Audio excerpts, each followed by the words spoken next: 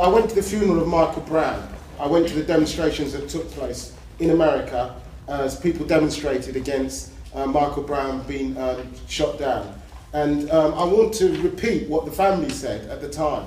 They said, why is there money for war and there isn't money for finding out what happened and finding out for justice? And the reason why I'm starting off with that, because I think that when the murder took place, when they shot down Michael Brown, he should have been in college, but he was shot down that day. The question came down about what the police were doing and what is the aim, why are they doing it? And the first thing that came out was that the President Obama, I mean, the truth of it is, I was always told, I used to listen to rap records and old records which said there'd never be a black president, right? Actually, I mean, Tupac Shakur, people might not remember him, but I mean, he used to say, when will we see a black president? Well, we've seen one. And actually, one of the things that came out there was, why is there a continued pursuit of a strategy of division? And one of the shocking things about what was going on the television at the time was they were talking about why they had to go into Iraq. That's the third war in our experience. And the justification for it was, we have to find these vicious people that attack people. And people said, well, what happened about the streets of Ferguson? Because it was the police that were trying to do that. On the demonstration, I met somebody from Mississippi that said that when they were demonstrating, they used rifles with little spots on it, on children who were demonstrating, demanding their rights. And the military gear that they were given had come directly from the previous wars that they'd been fighting. And what I want to argue is that I was told at the beginning of the first when they invaded Iraq, that I went to a meeting in here actually, and I was told that we were wrong. That when they went in, it was about humanitarian change, that it would bring peace to the region, that it would bring everybody together. And actually, what they've actually done, and now they're saying that ISIL is the reason, I'd say that ISIL is a creation of American imperialism and the wars that they're for. How can it be that how can it be that you bomb and explode and you destroy countries? I've walked through the centre of Manchester, and the IRA planted a bomb, which was £100, it was a £1,000 bomb. What happens when you drop £3,000 bombs on one country? It's not true. They rebuilt up what happened in the Ardale Centre. Iraq's been destroyed. And actually part of that destruction is to divide people on the basis of that. And actually the justification for it, I believe, is they've used Islamophobia as a justification for it. I spoke to Mozambique. I spoke to the people who've been arrested inside Birmingham over the last couple of weeks. What have they been arrested for? We think that you're maybe thinking of going to Syria, right? Are you thinking about what you're doing? Is the community doing enough? My argument is the people that are doing this are the same people that run our society. David Cameron, Nick Clegg, and actually sadly even Ed Miliband, in terms of has joined in with the whole attack on this. And I think the question of us sticking together is very, very important. I think that the whole way, when we talk about fighting racism and the division that exists inside our society, we have to look at the question of what are these people actually doing to our society. I think the response to the crisis is very, very clear. Who do you blame for it? There's an organisation called UKIP. I believe that you can see what the impact of UKIP is today. I don't know if people have heard of it. There's a man called, 2 days ago, a man called Green. He's now been made, he's been given a peerage. This guy used to run something called Migration Watch. When he formed Migration Watch, immigration was people's 15th concern. It's now number 2 people's concern. Why? When people are asked why are you concerned about it, they say, I'm worried about what's happening to hospitals. I'm worried about what's happening to schools. I'm worried about what's happening to jobs. So why is UKIP the answer? I mean, you couldn't make it up, could you? A banker, right? A banker who leads their organisation, and he says the people to blame are these other people. 13% of the population is to blame. And I believe the impact of UKIP is to drive politics to the right, not just of the Tory party, but also of the Labour Party, actually. The fact that he's been allowed to say that Africans carry HIV, and that no politician turns around and says that's a lie, is a shock to us all. Even to the fact of, you look at the question of Ebola. Do you know how much Ebola would have cost to solve when a fruit bat bit a child? £67,000. That's how much it would have cost. I worked it out, and my maths is so poor, I couldn't get it down. It's 0.0000000000000% of the war that they fought. In other words, when you look at what's going on and what the drive is to it, The drive to it is to make sure that the people at the top of the society maintain their position. And the real question for us as well is part of the question about how we begin to fight back. Because you can see two ways taking place about how people begin to fight back. You can see in Scotland, one of the arguments was, in order to fight back, we have to fight back against austerity by voting yes. Or you can see the argument put forward by UKIP that said that in order to fight back, we have to put forward the argument of dividing people.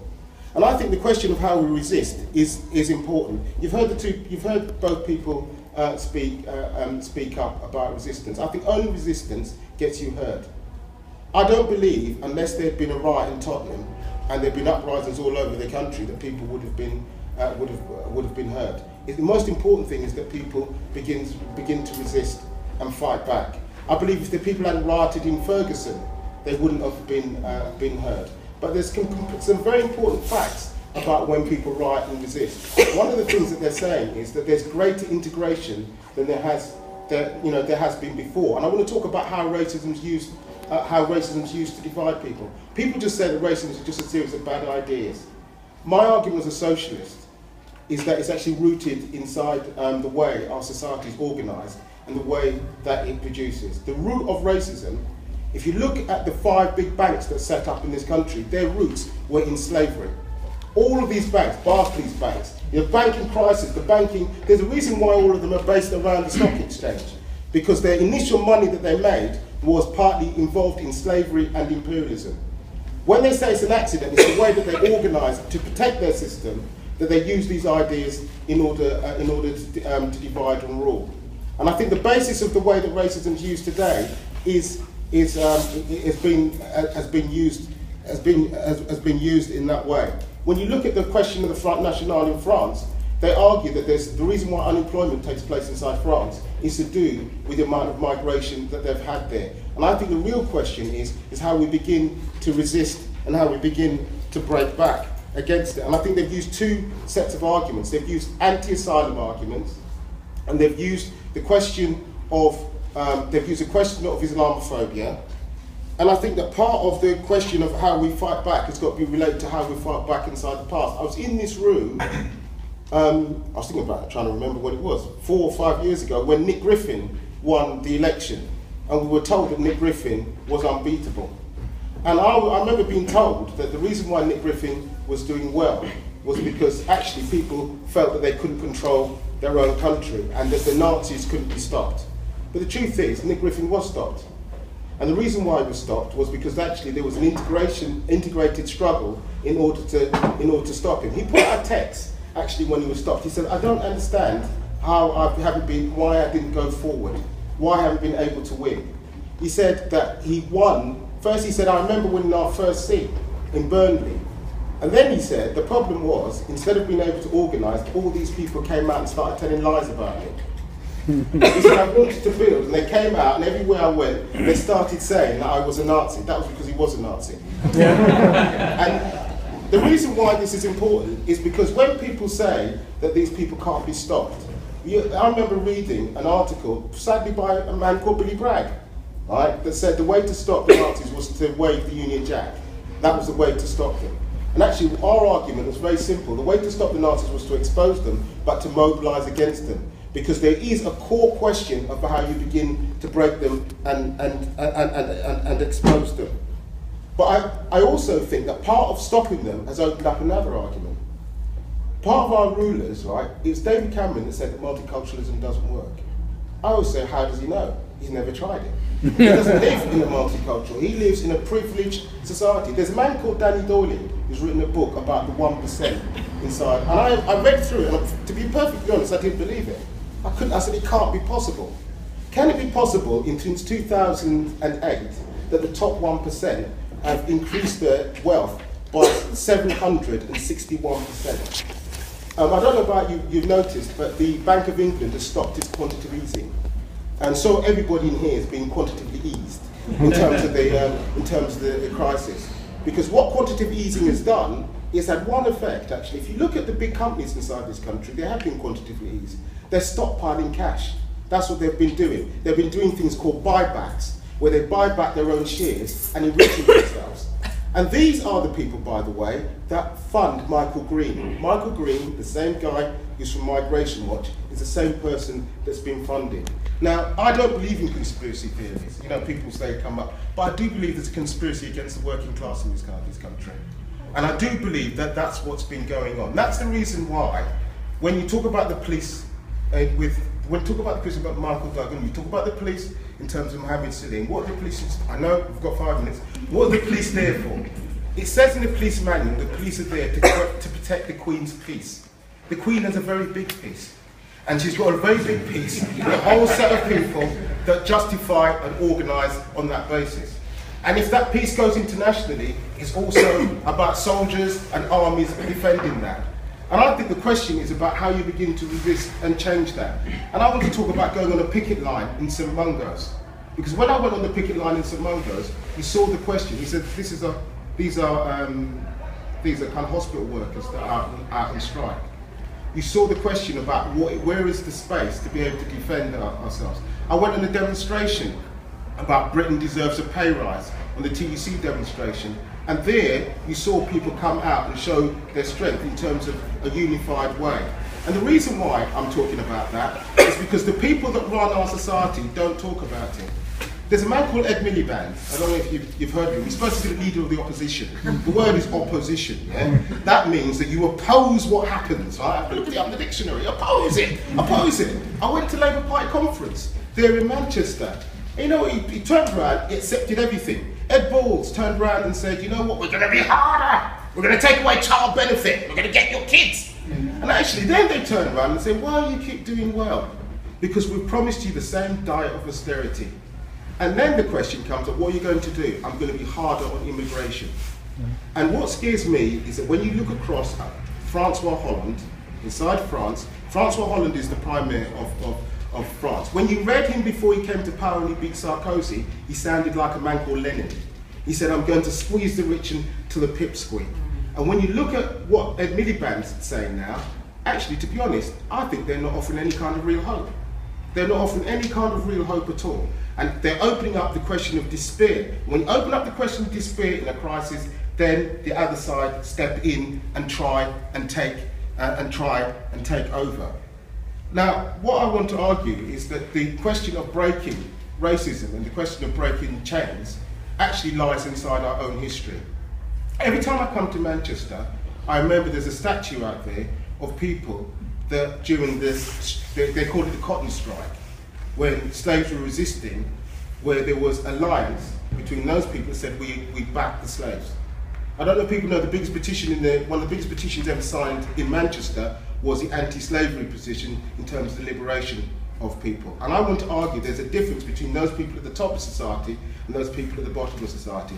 I'm not arguing the way that racism is used to divide people, that people don't accept that. What I'm saying, in struggle, you can see a sense of how people resist. I'm old enough to remember the miners' strike, and I went to a place in Yorkshire, and I remember being the only black student to go down to the picket line. And I was taken around a man called George Silcott around. I don't know if people remember George Silcott. He was a brother of Winston Silcott. And I remember going to the miners' village, and I said, I don't want to do this. And I remember them saying, I was 19, I said, you're sending me to a place where I'm probably going to get shouted down because he did this. What's going to happen? So somebody got up and they said to me, they said to him, are you George Silcott? Are you supporting George Silcott, Winston Silcott? There was a riot in which a policeman was killed, and I was thinking, here we go. So they're all white, that's it. And they all got up and gave a standing ovation. They said, those bastards, they attacked us every day, solidarity with what you're doing. And I said to them, we sat down there, I said to them, well, do you know many people from Tottenham? And they said, no. But I tell you what, we've had a common experience. And our common experience is about pulling us together. And I think every struggle you see like that, you begin to see those ideas that could break down those divisions take place. I want to argue something else. I think there's a subjective element to why the Nazis have found it hard to grow here. And I want to argue the reason why you need socialists at the heart of a struggle that takes place. I'm the Secretary of Unite Against Fascism, and there's many other people that are involved in it. But I do believe that political ideas make a difference. In France, there was an argument that women can't wear, you know, that women can't in schools, women can't wear the hijab. That everybody had to agree on how they dressed and how they grew, and that some of that argument came from the left. And I believe the difference the left made in Britain was to start off from the idea that we're principally all together against our common enemy. But there's something else that was added, and I think there's a difference between the question of how you bring together all those forces, that socialists make a difference in that question about how you do that. And I think the question of being a socialist, of why I believe that the SWP made a difference in that, I do believe that. I do believe that when the Anti-Nazi League grew up against the National Front, that made a difference. I do believe the question of how you bring people together and how you begin to challenge and change society makes a difference. You see, I know somebody said, I have a dream that you can get rid of, you can get rid of racism, but we have other dreams in terms of getting rid of sexism, homophobia, and the divisions that exist inside our society. And they're rooted in the way that our society is organised. They're organised for the people at the top of society in order to run it. And I believe we have to question that there has to be a democratic control of how people produce goods, and that has to be produced in our interest. Because as long as we have a society that's just based on making profit, it encourages the growth of racism and those divisions to take place. So I think we have to fight against those racism and sexism that divides us, but we also have to fight the society that creates it. And the people that can do that are in this room, and the people that can do that are in our society, in the factories and the offices. And every single time you see a struggle, you see the question of why you can come together. And I'll end up on this. I remember a young woman storming Tahrir Square in the Egyptian Revolution, and she was followed by thousands of other people. And what shook the whole of Egypt and shook the whole of the Middle East was the question of tearing up the tyrants and those people that ran our society.